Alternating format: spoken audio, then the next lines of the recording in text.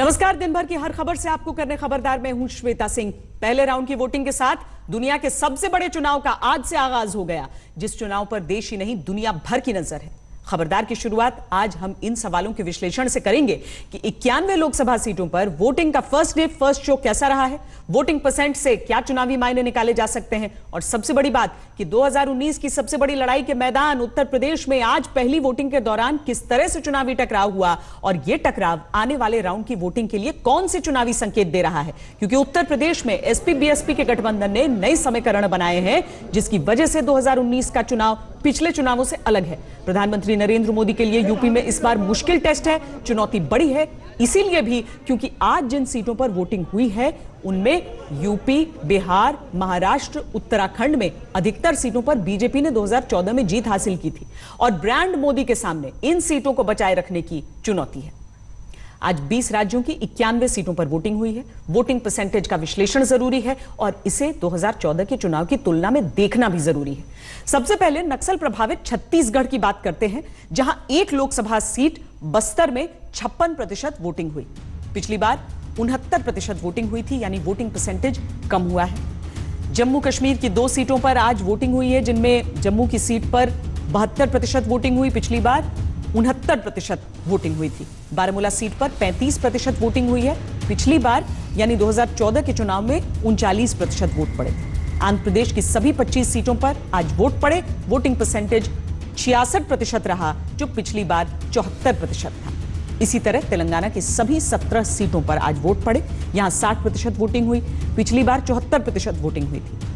उत्तराखंड की सभी 5 सीटों पर आज वोट पड़े, इस बार 58% वोट पड़े हैं, पिछली बार 62% वोट पड़े थे।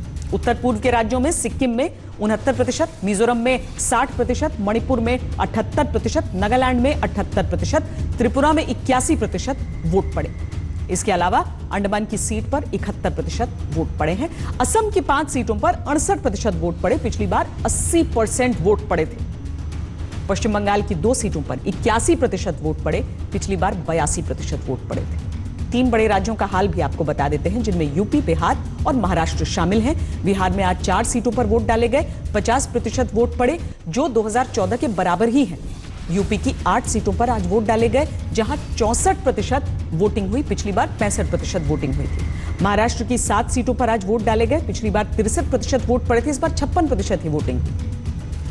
यहां पश्चिमी उत्तर प्रदेश की 8 सीटों का हाल आपको बताते हैं, जहां वोटिंग के साथ ही यूपी की लड़ाई शुरू हो चुकी है। गाजियाबाद में 57% वोट पड़े, जो पिछली बार के बराबर हैं। नोएडा में 60% वोट पड़े, ये भी 2014 की वोटिंग के बराबर है। मेरठ में 63% वोट पड़े, जो पिछली बार के बराबर हैं। बिजनौर में 65% वोट पड़े, जो पिछली बार के मुकाबले 3% कम है। सहारनपुर में 71%, मुजफ्फरनगर में 67%, बागपत में 64%, कैराना में 62% वोट पड़े हैं, जो पिछली बार के मुकाबले काफी कम है। कुल मिलाकर उत्तर प्रदेश की 8 सीटों पर 2014 के बराबर या फिर उससे कम वोटिंग हुई है। ये 8 सीटें पश्चिमी उत्तर प्रदेश की हैं, जहां पर एसपी बीएसपी आरएलडी का कैराना मॉडल उपचुनाव में हिट रहा है। अब इस कैराना मॉडल का पहला टेस्ट हुआ है।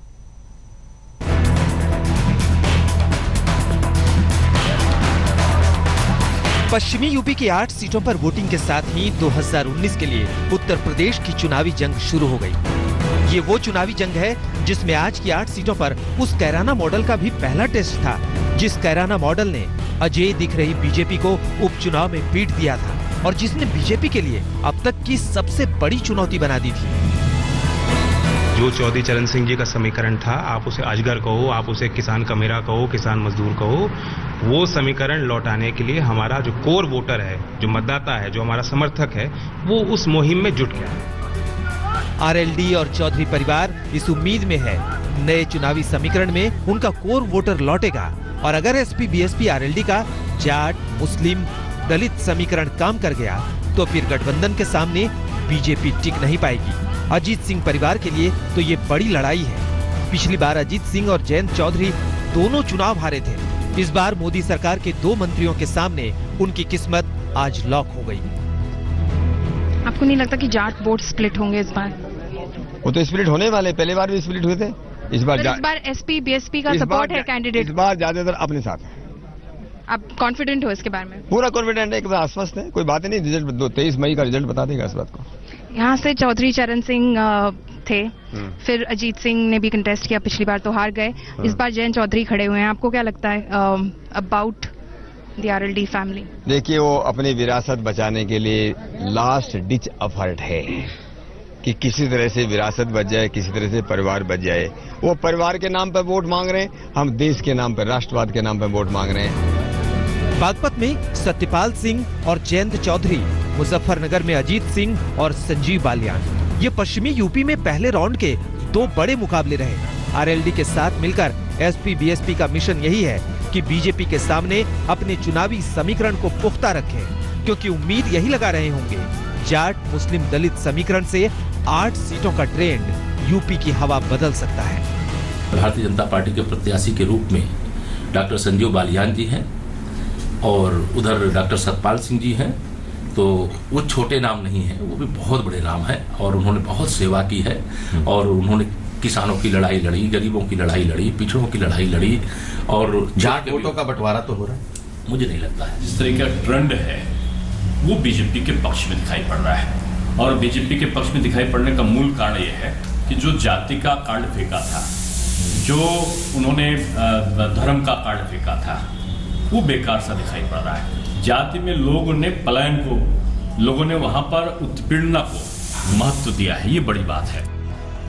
बीजेपी भले ही भरोसा जता रही है कि वो गठबंधन की चुनौती को पार कर लेगी, लेकिन गठबंधन का चुनावी समीकरण बहुत मजबूत दिख रहा है। ये अलग बात है कि उनकी कुछ परेशानी कांग्रेस की वजह से बढ़ी, जो आज की 8 सीटों में से 6 सीटों पर टक्कर दे रही थी। इसमें सहारनपुर और बिजनौर जैसी सीटों पर तो कांग्रेस के इमरान मसूद और नसीमुद्दीन सिद्दीकी जैसे बहुत मजबूत कैंडिडेट रहे हैं। देखिए, मेरे लिए सबसे पहले बेरोजगार नौजवान के लिए रोजगार का प्रबंध करना और हमारे किसान के लिए गन्ना, जो किसान है उसके बकाया भुगतान का, और जो गन्ना के जो किसान हमारा है उसकी लागत मूल्य का कम से कम 2 पैसा उनको दिलाना मेरा मैं किसी की देशभक्ति के ऊपर सवाल नहीं उठा सकता। जितना मैं बड़ा देशभक्त हूँ, मैं अपने से बड़ा देशभक्त किसी को दूसरे को मानता नहीं। मेरठ में मैं पढ़ा लिखा हूँ, कक्षा 6 से। मेरे दोस्तों, मेरा जिंदगी का सारा वक्त तो यही निकला। मैं जहाँ पैदा हुआ वहाँ 12 बरस रहा, आपके इलाके में 32 बरस रहा, बराबर आपके इलाके में हूँ। गठबंधन ने तो पहले से ही अपना डर दिखाया था कि कांग्रेस उनके ही वोट काट सकती है। कम से कम मुस्लिम वोटों का बंटवारा होने की चिंता तो साफ दिख रही थी। जब मायावती ने देवबंद की रैली से खुलकर मुस्लिमों को गठबंधन के पक्ष में वोट करने की बात कर दी थी और ये कहा था कि कांग्रेस को वोट देना बेकार है। मेरा खासकर इस चुनाव में मुस्लिम समाज के लोगों को ये कहना है, आप लोगों को मैं ये सावधान करना चाहती हूँ और आप लोगों को भी मालूम है कि पूरे उत्तर प्रदेश में कांग्रेस पार्टी इस लायक नहीं है कि वो भारतीय जनता पार्टी को टक्कर दे सके। गठबंधन ही इस लायक है कि वो भारतीय जनता पार्टी को टक्कर दे सकता है। ये बयान बैठे बिठाए बीजेपी के लिए वोटिंग से ठीक पहले बड़ा मौका बन गया था। उसने लगातार इसी बात को लेकर हमले किए, जिससे पश्चिमी यूपी में एक बार फिर ध्रुवीकरण का माहौल बनते हुए दिखा। सहारनपुर में सुश्री मायावती जी का भाषण पढ़ा होगा। अपने भाषण में मायावती जी क्या कह रही हैं? अपने भाषण में वो कहती हैं कि हमें केवल मुस्लिम वोट मिल जाए तो बाकी गठबंधन को और वोट नहीं चाहिए। और मैं भी आपसे कहना चाहता हूं भाइयों बहनों कि अगर कांग्रेस को अली पर, सपा बसपा को अली पर विश्वास है, हमें भी बजरंग बली पर विश्वास है। इसी के बीच अली बजरंग बली वाला कार्ड बीजेपी को यही लग रहा है कि अगर फिर से पश्चिमी यूपी में हिंदुत्व का माहौल बना तो वो गठबंधन के समीकरण को ध्वस्त कर सकती है। इस बात का टेस्ट भी पश्चिमी यूपी के पहले राउंड से नेता अपने अपने अनुमान से कर चुके होंगे। ये एलिगेशन भी लगाया जा रहा है कि काफी पोलराइजेशन हुआ। जो देवबंद में मायावती जी ने कहा कि मुसलमान सारे हमको वोट दे ताकि कांग्रेस के साथ वोट स्प्लिट ना हो जाए, ये पोलराइजेशन नहीं है। देखिए, अगर वो मुस्लिम शब्द का इस्तेमाल राजनीतिक मंच से ही अगर बैन है तो फिर आप हिंदू पे भी बैन लगा दीजिए प्लीज। और आप देखिए कहाँ कहाँ क्या बातें नहीं हो रही हैं। अल्टीमेटली चुनाव आयोग देखेगा। मैंने भी गौर नहीं किया, मैं मंच पे था, लेकिन वो क्या एग्जैक्टली उन्होंने कहा है मेरी जानकारी में नहीं है। अगर कुछ गलत कहा है तो चुनाव आयोग है, वो खुद कहेंगे कि चुनाव आयोग देख ले। लेकिन जिस तरह से प्रधानमंत्री जी आज लाशों का इस्तेमाल कर रहे हैं, शहीदों का इस्तेमाल कर रहे हैं, उस इमेजरी को इवोक कर रहे हैं, कभी टैंक पे बैठ के प्रचार कर रहे हैं, वीडियो बना रहे हैं और पूरा उनका प्रचार तंत्र होर्डिंग लगाकर, अभिनंदन की होर्डिंग लगाकर वोट मांग रहा था। ये जो गिरावट आई है, इसके लिए बीजेपी को भी जवाबदेही उनकी बनती है। 80 सीटों की जंग में तो अभी 8 सीटों की ही किस्मत का फैसला ईवीएम में कैद हुआ है। अब ये देखना दिलचस्प होगा कि पहले राउंड से नेता कैसी चुनावी हवा का अंदाजा लगाएंगे, जिसके आधार पर वो आगे आने वाले राउंड के लिए अपनी रणनीति तय कर सके। आज तक ब्यूरो। यूपी में पहले राउंड की वोटिंग से चुनावी हवा का अनुमान नेता अपने अपने हिसाब से लगा रहे होंगे। वोटिंग परसेंटेज से क्या मायने निकाले जा रहे हैं, इसे आने वाले दिनों में नेताओं के बयान और उनकी रणनीति से भी समझा जा सकता है। लेकिन आज तो वोटिंग की शुरुआत है, दुनिया के सबसे बड़े चुनाव की शुरुआत हुई है, जिसके बारे में हम कुछ दिलचस्प बातें आपको बताते हैं। 90 करोड़ वोटर का मतलब है यह दुनिया की आबादी का 8वां हिस्सा है। दुनिया में हर 6ठा व्यक्ति भारतीय है, हर 8वां व्यक्ति भारतीय मतदाता है। अधिकतर देशों में वोटिंग प्रक्रिया एक दिन में होती है, भारत में 39 दिन लगेंगे। 10 लाख पोलिंग बूथ बने हैं। प्रक्रिया में 1 करोड़ 10 लाख मतदान कर्मी लगे हैं। पिछली बार भारत में 66% वोटर टर्नआउट था, जो अमेरिका, ब्रिटेन, कनाडा जैसे देशों से ज्यादा है। पहले राउंड में जिन 91 सीटों पर आज वोटिंग हुई है, उसमें कौन सी पार्टी के लिए कितनी सीटें बचाने की चुनौती है, कितनी सीटों की उम्मीद वो दूसरे किन राज्यों से लगा रहे हैं, यह भी हम आपको बताते हैं। 91 सीटों में बीजेपी के पास 32, कांग्रेस के पास 7, टीडीपी के पास 16, टीआरएस के पास 11, वाईएसआर कांग्रेस के पास 9, बीजेडी के पास 4, अन्य के पास 12 सीटें। बीजेपी को पुरानी 32 सीटें बचाने की चुनौती है, जिसमें पश्चिमी उत्तर प्रदेश की आज की 8 में से 8 सीटें, उत्तराखंड की 5 सीटें, महाराष्ट्र की 7 में से 5 सीटें, असम की 5 में से 4 सीटें, बिहार की 4 में से 3 सीटें। बीजेपी इन 32 सीटों के अलावा जहां बढ़त की उम्मीद में होगी, जहां आज वोटिंग हुई है, उनमें पश्चिम बंगाल की 2 सीटें, उत्तर पूर्व की 9 सीटें मुख्य तौर पर शामिल हैं। आज जिन 91 सीटों पर वोटिंग हुई है, उनमें कांग्रेस को पुरानी 7 सीटें बचाने की चुनौती है, जो 2014 में जीती थी। इनमें तेलंगाना की 2 सीट, उत्तर पूर्व की 5 सीटें शामिल हैं। इसके अलावा जहां कांग्रेस पिछली बार के आंकड़े से आगे निकलने की उम्मीद में होगी, उनमें आंध्र प्रदेश, उत्तर प्रदेश, उत्तराखंड, महाराष्ट्र, छत्तीसगढ़ की सीटें।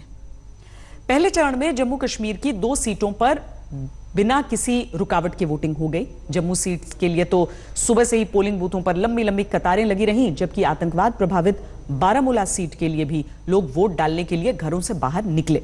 कश्मीर में अलगाववादियों का वोटिंग बहिष्कार टाइम फिर साबित हुआ। उधर एनसी नेता उमर अब्दुल्ला और पीडीपी नेता महबूबा मुफ्ती दोनों ने जम्मू सीट के लिए हो रहे मतदान में कुछ जगहों पर मतदान की निष्पक्षता को लेकर सवाल खड़े कर दिया। सोचिए जब आतंकवाद का साया हो, सोचिए जब अलगाववाद की सोच पर वोट के बहिष्कार का ऐलान हुआ हो, सोचिए जब पुलवामा हमले की दहशत अब तक न मिटी हो, तब वो कौन सा जज्बा है जो कश्मीर में पोलिंग बूथ के बाहर पैर थिरकने की ताकत दे देता है। बेशक ये मजबूत लोकतंत्र की ही ताकत है। निष्पक्ष चुनाव में अपने प्रतिनिधि को चुन लेने के अधिकार मिले होने का भरोसा ही है। ये बांदीपुरा है जनाब, जो बारामूला सीट के लिए अपने सांसद को चुनने के लिए लाइन में लगा था। बारामूला संसदीय सीट में बारामूला, बांदीपुरा और कुपवाड़ा जिले आते हैं, जहां इस बार शाम 5 बजे तक कुल 32.29% वोट पड़े। बारामूला में 22.3%, कुपवाड़ा में 47.7% और बांदीपुरा में 30.1% वोटिंग हुई। इन डेवलपमेंट काम को जरूरत है हमें, इसीलिए हम ये कैंडिडेट बनाना चाहता हूँ। जो कैंडिडेट ईमानदार होता है उसको चुनना चाहते हैं, चाहे वो एनसी का हो, पीडीपी का हो, कि वो 370 की हिफाजत करे और मसले कश्मीर हल करे। जो हमारा बुनियादी हक है, कश्मीरियों का हक है, कश्मीर की अमन अमान पर बात करे या और कोई मसला है, जो हमारे ये छोटे छोटे बच्चे हैं, इनकी पकड़ दकड़ है आज ज़्यादा, इसीलिए हम वो डाल रहे हैं।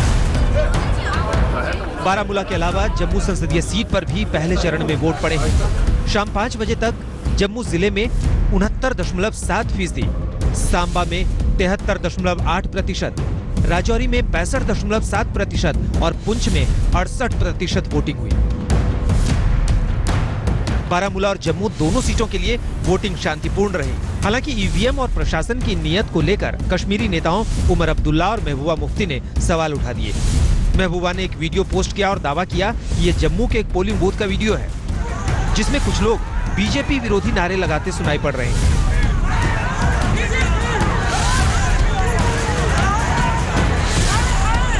वीडियो में पीछे से एक व्यक्ति ये कहता हुआ सुनाई पड़ रहा है कि बीएसएफ ने उस व्यक्ति से मारपीट की जिसने बीजेपी को वोट देने से इनकार कर दिया था। एक कमांडर जो कि बीएसएफ का कमांडर था, उसने आवाम के ऊपर हाथापाई कर दी इसलिए कि आप बीजेपी का वोट नहीं डाल रहे हैं। उमर अब्दुल्ला ने भी एक व्यक्ति का वीडियो ये कहते हुए ट्विटर पर डाला कि पुंछ में ईवीएम मशीन पर कांग्रेस वाला बटन काम नहीं कर रहा। बाद में पुंछ के प्रशासन ने सफाई दी कि 4 पोलिंग बूथों पर तकनीकी दिक्कत थी, जहां एक में कांग्रेस, एक में बीजेपी और 2 अन्य में निर्दलियों वाले बटन ईवीएम में काम नहीं कर रहे थे। लेकिन समय रहते तकनीकी दिक्कतों को दूर कर लिया गया। प्रशासन की ऐसी दलीलों के बावजूद नेशनल कॉन्फ्रेंस ईवीएम में गड़बड़ी के अपने आरोपों पर टिका रहा।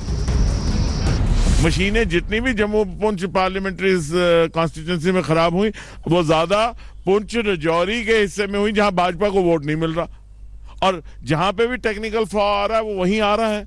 ये बड़ी एक असमंजस स्थिति है। और किसी ने आज ट्वीट किया कि साहब वो हाथ का बटन इसलिए नहीं पुंछ राजौरी में चला क्योंकि शायद माता वैष्णो देवी नहीं चाहती कि हाथ का बटन जले, तो ये भी बड़ी असमंजस की स्थिति। जम्मू के कांग्रेस उम्मीदवार रमन भल्ला भी पुंछ और मेंढर में ईवीएम पर सवाल उठाते दिखे।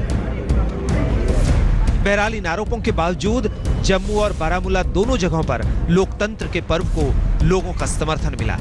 बारामूला सीट के लिए जम्मू, उधमपुर और दिल्ली में विस्थापित कश्मीरी पंडितों के लिए वोटिंग के खास इंतजाम हुए थे। जम्मू से सुनील जी भट्ट और बांदीपुरा से अशरफ वानी के साथ आज तक ब्यूरो।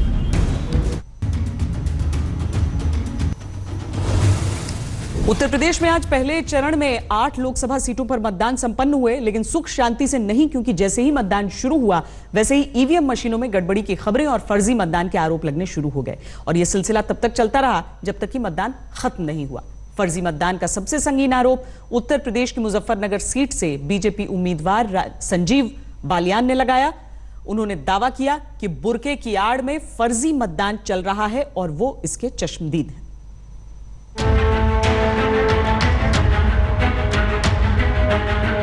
उत्तर प्रदेश के मुजफ्फरनगर से बीजेपी के उम्मीदवार संजीव बालियान वोट करने पहुंचे तो जीत की उम्मीद के भाव उनके चेहरे पर साफ झलक रहे थे।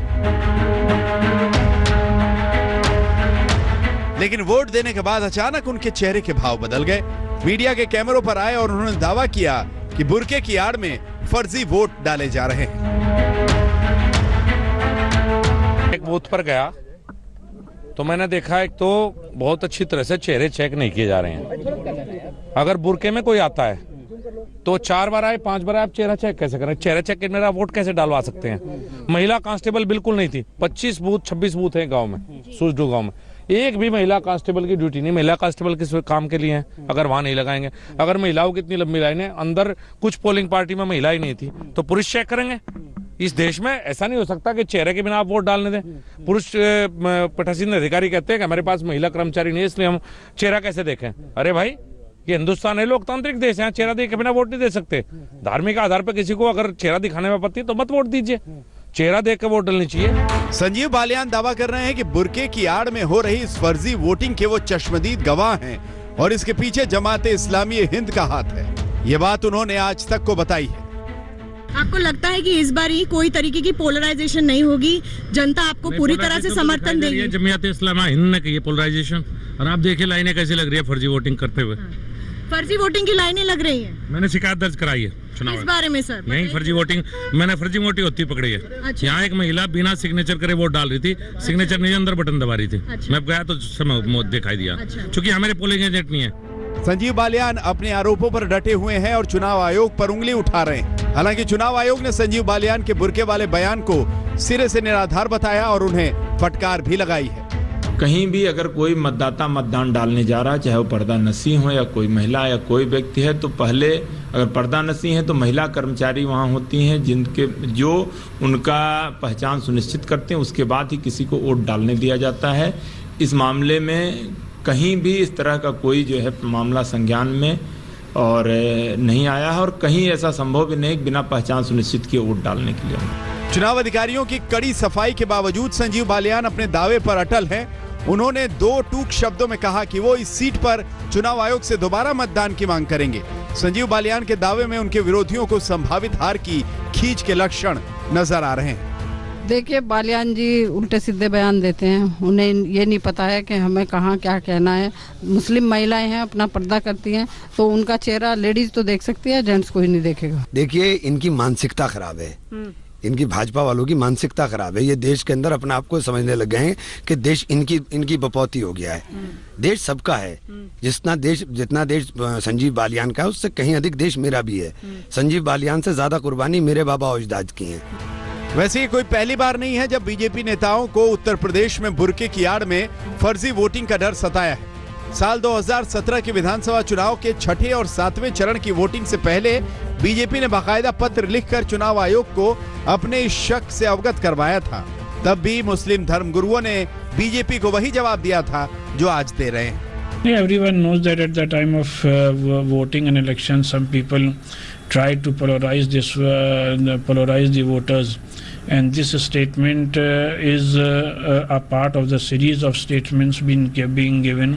मुजफ्फरनगर सीट पर बीजेपी के संजीव बालियान के खिलाफ मैदान में आरएलडी के अजीत सिंह हैं। बागपत से 6 बार सांसद रहे अजीत सिंह पहली बार मुजफ्फरनगर में उतरे हैं और 2014 में 4 लाख से ज्यादा मतों से जीते संजीव बालियान को कड़ी चुनौती दे रहे हैं। मुजफ्फरनगर से मिलन शर्मा के साथ आज तक ब्यूरो। बुर्के की आड़ में फर्जी वोटिंग के आरोप को साबित करने के लिए संजीव बालियान वैसे कोई सबूत नहीं दे पाए हैं, इसीलिए उनके दावों को खारिज करने में चुनाव अधिकारियों को कोई खास दिक्कत नहीं आई।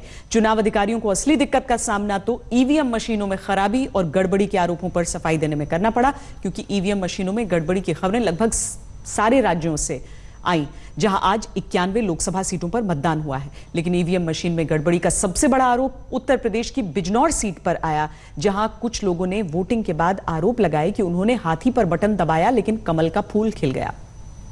नंबर 2 बजे जिस टाइम वहां से हम बटन दबाया हाथी का, तो वहां से फूल का वो निकल गया आज।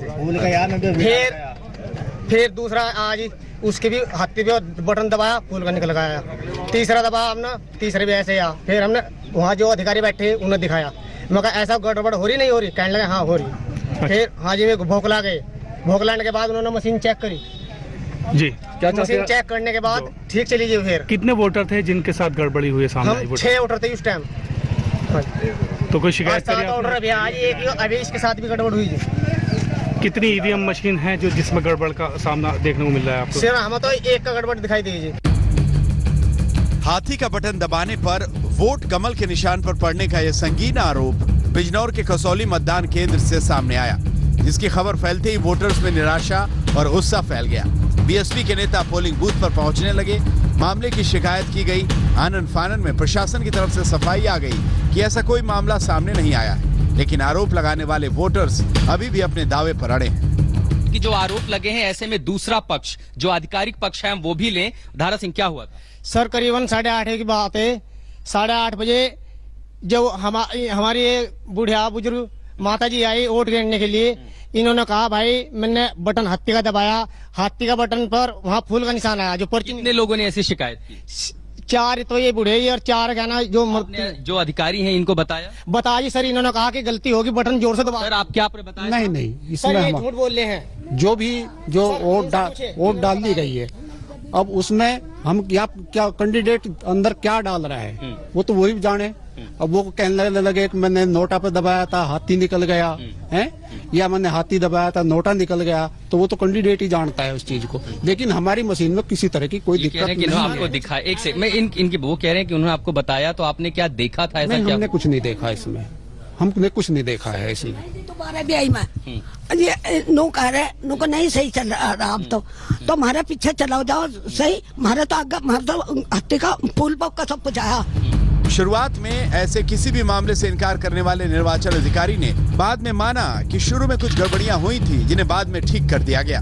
बिजनौर की तरह कैराना लोकसभा में भी इस तरह की दिक्कत आई, जहां बूथ नंबर 183 में मतदाताओं ने आरोप लगाया कि कोई भी बटन दबाने पर एक निर्दलीय प्रत्याशी को वोट जा रहा है। इसके बाद लोगों ने हंगामा भी किया और कुछ देर के लिए मतदान को रोकना भी पड़ा। बिजनौर से आशुतोष मिश्रा के साथ आज तक ब्यूरो। लोकतंत्र के मेगा इवेंट के बीच आज उत्तर प्रदेश की सियासत में दो और बड़े इवेंट हुए। आज सोनिया गांधी ने रायबरेली से, स्मृति ईरानी ने अमेठी से अपना नामांकन दाखिल किया। दोनों ने नामांकन भरने से पहले रोड शो करके अपनी अपनी ताकत का प्रदर्शन भी किया। एक तरफ जहां सोनिया गांधी अपने पूरे परिवार के साथ नामांकन भरने पहुंची, स्मृति ईरानी का साथ देने के लिए उत्तर प्रदेश के मुख्यमंत्री योगी आदित्यनाथ मौजूद रहे। उत्तर प्रदेश की सियासी जमीन पर आज 3 तस्वीरें ट्रेंड कर रही थी। पहली 8 लोकसभा सीटों पर मतदान की, दूसरी रायबरेली में सोनिया गांधी के नामांकन से पहले रोड शो की और तीसरी अमेठी में योगी रथ पर सवार होकर नामांकन भरने पहुंची स्मृति ईरानी की।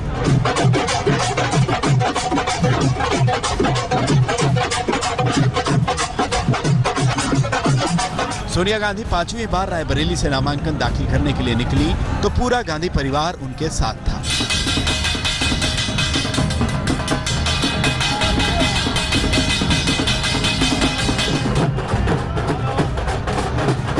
स्मृति ईरानी दूसरी बार नामांकन दाखिल करने अमेठी की सड़कों पर उतरी तो पति जुबिन ईरानी का साथ था और योगी आदित्यनाथ का हाथ था।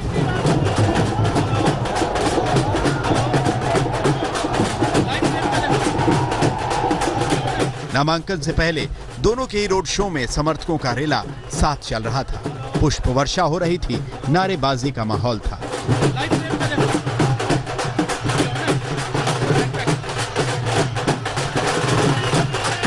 खराब सेहत की वजह से सोनिया गांधी ने खुली गाड़ी की जगह कार में ही करीब 700 मीटर लंबा रोड शो किया और बीच बीच में हाथ हिलाकर समर्थकों का अभिवादन किया।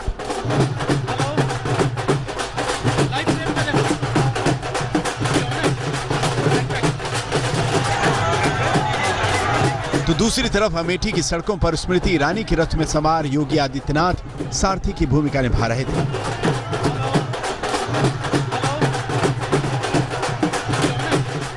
आपकी स्वीकार्यता अमेठी में दीदी की हो गई है? आपकी स्वीकार्यता ऐसा जरूरत नहीं है, अमेठी की जनता ही बोल रही है। राहुल गांधी ने इस बार 2 जगह से नामांकन कर दिया, क्या हार उनको दिखने लगी थी? मैं इतना ही कहूंगी, वो जीत के वायनाड चले गए, मैं हार कर भी अमेठी में हूँ। कांग्रेस की अगर हालत यह है कि उनके अध्यक्ष को 2 सीटों से लड़ना पड़ रहा है, तो आप सोच सकते हैं सामान्य कांग्रेस कार्यकर्ता। आजादी मिलेगी अमेठी को 70 साल बाद? निश्चित रूप से अमेठी आजादी की गुहार लगा रही है। ये जनता का जो अपार समर्थन है, यह मोदी जी की उपलब्धियों, मोदी जी के नाम और काम और स्मृति जी के द्वारा यहाँ पर बराबर अपनी उपस्थिति से यहाँ के लोगों के साथ उन्होंने जो एक भावनात्मक रूप से लोगों को अपने साथ जोड़ा है, उसका परिणाम है। राहुल गांधी पिछली बार 1,07,000 वोटों से जीते थे, इस बार वो जो है वायनाड भी चले गए हैं। हार दिखी है क्या राहुल गांधी को? देखिए, ये पलायन इसी का परिणाम है। श्री राहुल गांधी जी जानते हैं कि अमेठी की जनता के साथ वे न्याय नहीं कर पाए और इसी का परिणाम है कि जनता ने उन्हें एक सिरे से खारिज। नाचते गाते समर्थकों और ढोल नगाड़ों की थाप के बीच रायबरेली में सोनिया गांधी और अमेठी में स्मृति ईरानी का काफिला कलेक्ट्रेट दफ्तर पहुंचा, जिसके बाद दोनों ने नामांकन दाखिल किया। नामांकन के दौरान सोनिया के साथ राहुल के अलावा प्रियंका भी कलेक्ट्रेट दफ्तर पहुंची थी, तो अमेठी में नामांकन के दौरान स्मृति ईरानी को योगी आदित्यनाथ का साथ मिला। नामांकन भरने के बाद बारी सोनिया गांधी के बोलने की थी।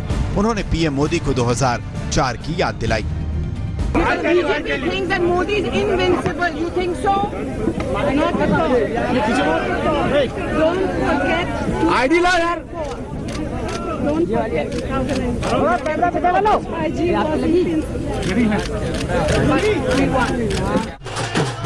ये सही है कि इतिहास खुद को दोहराता है, लेकिन ये कहना मुमकिन नहीं कि देश 2004 वाला जनादेश सुनाएगा या नहीं। वर्तमान हालातों की बात करें तो बीजेपी ने रायबरेली से सोनिया गांधी के खिलाफ जिन दिनेश सिंह को उतारा है, वो कभी रायबरेली में सोनिया की जीत की गारंटी लेते थे।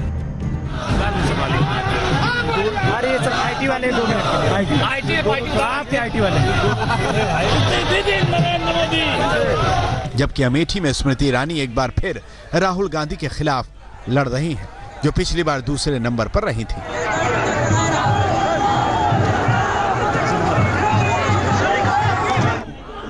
लेकिन महागठबंधन की तरफ से उम्मीदवार नहीं उतारने के फैसले से रायबरेली और अमेठी में गांधी परिवार अपनी जीत के चांस बढ़ते दिख रहे हैं।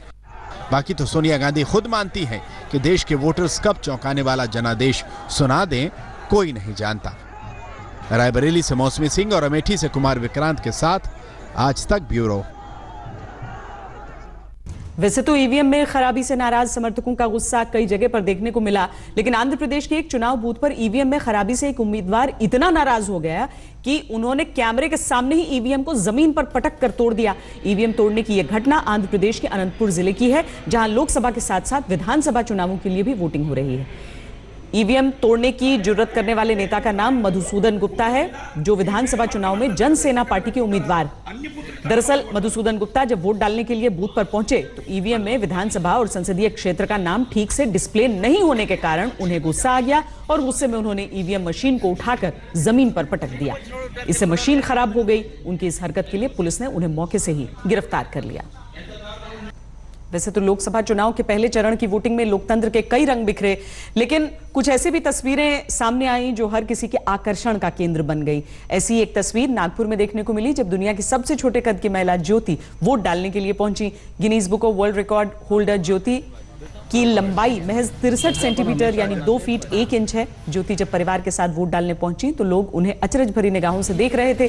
इस दौरान उस समय दिलचस्प नजारा देखा जब कागजी प्रक्रिया और वोटर लिस्ट में नाम चेक करने के लिए ज्योति को मतदान कर्मी की टेबल पर खड़ा होना पड़ा। आपको बता दें कि सेलिब्रिटी कुक ज्योति आमगे बिग बॉस के अलावा अमेरिकी और इटालियन टीवी सीरीज में भी अभिनय कर चुकी हैं और पुणे के सेलिब्रिटी वैक्स म्यूजियम में उनका स्टैचू लगा है। खबरदार में आज के लिए इतना ही। देश और दुनिया की बाकी खबरों के लिए देखते रहिए आज तक। लेटेस्ट खबरों के लिए यूं ही देखते रहिए आज तक और इस वीडियो के पसंद आने पर लाइक, शेयर एंड सब्सक्राइब करना ना भूलें।